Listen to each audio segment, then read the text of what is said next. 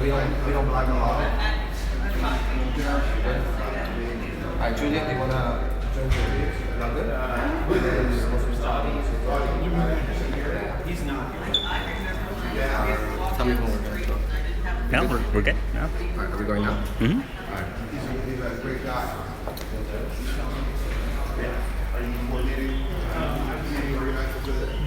We'll just wait for this little board to pass and then we'll go live.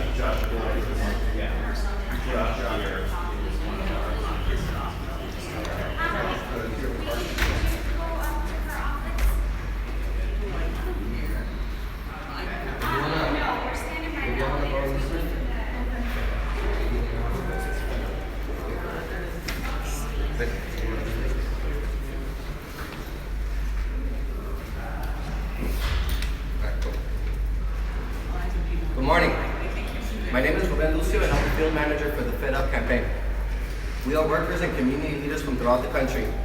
We're coming here from San Francisco, Kansas City, St. Louis, Chicago, Dallas, Minneapolis, Cleveland, North Carolina, Philadelphia, Washington, D.C., and New York City. And why are we here? We're here because we're paying attention. That's right, we're here because we're paying attention. Even though we just found out about this meeting, the community has once again risen to express our concerns with the way the Federal Reserve does things. In just a few minutes, two of the most hawkish Federal Reserve presidents are about to try to defend the way things work now. They're going to try to convince you that the status quo, one that excludes low-income communities and communities of color from the monetary policy conversation, is working. I'm sure it's working, but for who? Who is it working for? White, male, corporate bankers? Is that right? Is that right? That ain't right. For too many decades, the Federal Reserve has prioritized the interests of the wealthy over the needs of the American public. That time has come to an end. For over 100 years, the Federal Reserve has been owned by commercial and Wall Street banks. There's an over conflict of interest when the governing institution is literally owned by the banks as opposed to governed and regulated. And the Federal Reserve knows this. Federal Reserve leaders themselves have admitted that the Federal Reserve is broken. Federal Reserve Bank President Neil Kashkari has stated, quote unquote, "I know the Federal Reserve System as a whole has a lot of work to do on diversity." Federal Reserve President Dudley on diversity and inclusion issues has stated, "The record, as you cited, is pretty lousy." Federal Reserve Chair Janet Yellen has stated, "I believe that diversity makes the Federal Reserve more effective in carrying out its mission." As y'all can see, it is clear that the Federal Reserve agrees with us. They know that the Federal Reserve is broken and it needs to be fixed. And we agree. And now we're going to hear the voices from our community leaders from throughout the country, and they're going to express what the reality is to live and work and struggle in this economy, tell us what they feel about the Federal Reserve status quo and how the economy is working in their communities. First off, I'd like to present Julian Blair from Spaces DC. Good morning. My name is Julian Blair. In my community, we are still struggling.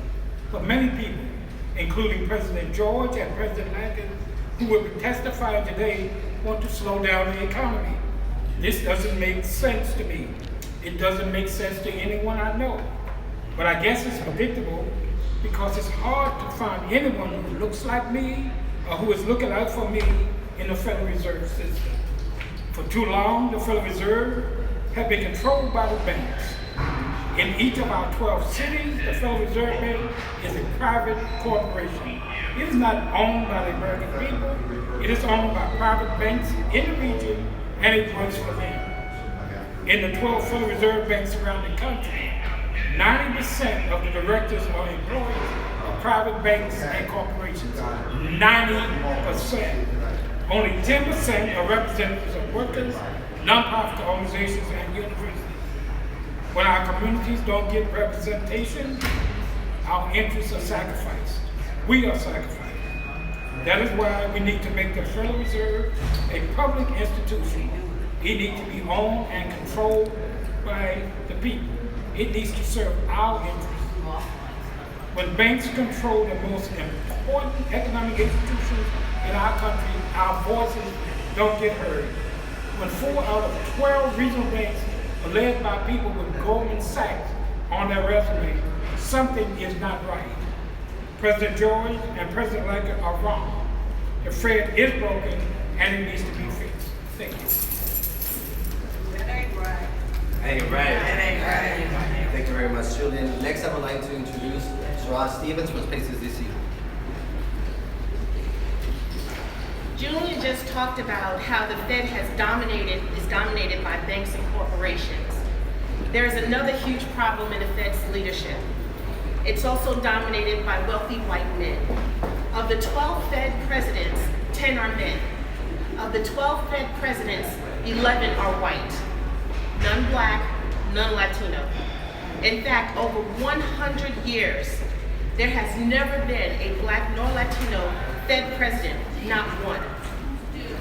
And let me tell you, diversity isn't just about appearances. It isn't just about making the institution look nice. It's about whose interests are being represented. It's about whose voices are being heard. And it's about whose problems are being discussed. In 2010, when the black unemployment rate was 15%, the Federal Reserve had 8 policy-setting meetings, and they didn't mention the words African American not once. Not one single time. We are totally invisible to them. Do you know how much Fed presidents are paid? The poorest one makes $345,000 a year. That's one person every year. Is that right? Yeah. And the highest one is paid $466,000 a year. Is that right? Yeah. It comes to more than $200 an hour. Our people are out on the streets fighting for $15 an hour. And people who are setting the America's economic policies, are being paid $466,000 each year. How can wealthy white people understand the pain and challenges of being black and poor in America? How can they understand when a Latina immigrant makes $4 an hour to support her children? They can read the statistics, but they cannot know what our lives are really like. And their policies prove it. Many Fed presidents have been saying in the last 2 weeks that the economy is healthy and that we are back to full employment, and that we are going to, and they are going to intentionally slow down the economy this year. I understand that's best for them, but what about us? Is it any surprise that 2 of the loudest voices saying it's time to raise rates are here today, defending the status quo that gives disappropriate power to people who are white, male, and from financial and the corporate sector? Is that right? Yeah. Thank you very much, Sherrod. Now I'd like to introduce Josh Bivens from PI. Thank you. So I can be pretty brief because I think the previous speakers said most of it. The way economists think of it, the Fed is trading off a couple things. There's big benefits from having really tight labor markets and low unemployment, but there's also a risk that you're going to run the economy so hot you're going to unleash a wage and price inflation. Right now, there is zero evidence of a wage and price inflation about to be unleashed, but you have a lot of powerful voices calling for the slowing down of the economy, halting downward progress on unemployment. But this is a real puzzle. Why are they worried about inflation that is not there in the data at all? And the reason why, I think, is a disproportionate voice in Federal Reserve policymaking decisions is voiced by banks and financial institutions that have a huge interest in making sure there's never any unexpected inflation that degrades the value of their assets. And so when you've got these voices that have a really strong interest in making sure inflation never gets high at all, and you don't have voices of low-wage workers and moderate-wage workers who want to tell the Fed how important it is that there's genuine full employment that lets them bargain with their employers for higher wages, you've got a real problem in Fed governance. We need to get voices from low and moderate wage workers, a bigger megaphone for the Fed. And we can do this. There's a proposal from a former advisor to the Board of Governors of the Fed, Andrew Levin, a colleague of mine, Valerie Wilson, and a member of the Fed Up Coalition, Jordan Haitler, for a fully public Fed. who would institute a series of reforms that would give a much more broad-based, diverse set of representatives on each of the regional banks. They call it a fully public Fed. We should embrace it because we really need to make sure that the tens of millions of people who rely on a good labor market for their living actually have a voice when the Federal Reserve makes their decisions. That's what the hearing today is about. Thank you.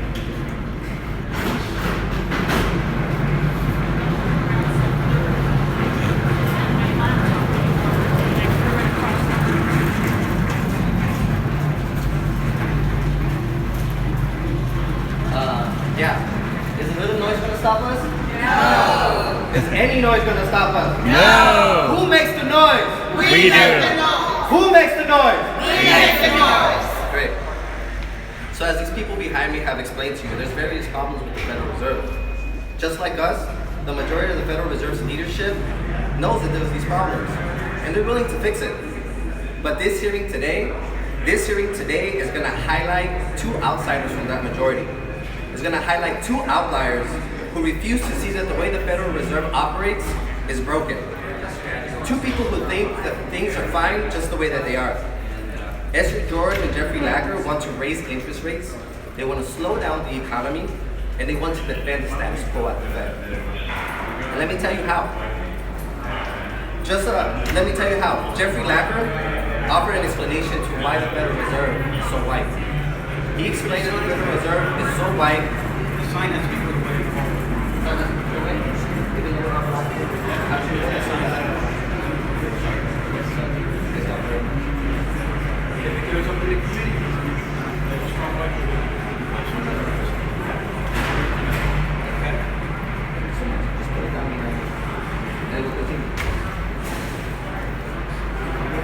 Sorry for that interruption.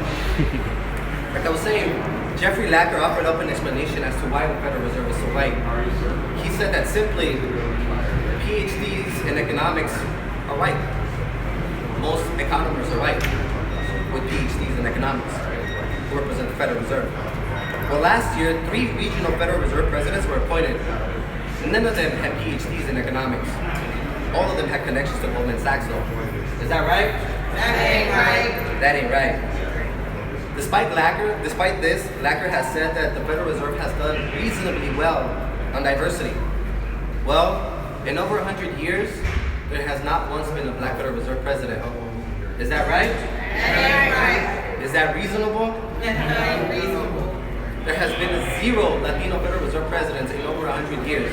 Is that right? That ain't right. Is that reasonable? That ain't reasonable. 16 out of 17 decision makers at the Federal Reserve are white. Is that right? That ain't right. Is that reasonable? That ain't reasonable. We don't think that's reasonable. Esther George is about to go in there and make the argument that banks owning and governing the Fed actually helps elevate the voices of the community. Is that right? That ain't right. How? When so very few voices represent consumers and labor. The governance of the Federal Reserve is overwhelmingly and disproportionately white, male, and corporate. Do these people speak for you? No. Do these people speak for you? No. It's funny how banks owning and controlling the Federal Reserve is not a political issue. But as soon as poor black and brown folks try to join the conversation and have their voices heard around monetary policy, all of a sudden everyone's worried about politicizing the Fed. Our plan, the People's Fed, whose Fed? The People's Fed. Will preserve the decentralization of power, will keep regional president representation and autonomy, and the Federal Reserve's independence from political branches of the government. Our plan only calls for representatives of consumers, community organizations, and labor to fill the spots that banks will leave once we get them out of the Federal Reserve. We have a real plan to meet the Federal Reserve's stated goals and get the banks out of the game. If you'd like to learn more about our plan, please take one of our packets, or please visit us at thepeoplesfed.org. Thank you very much.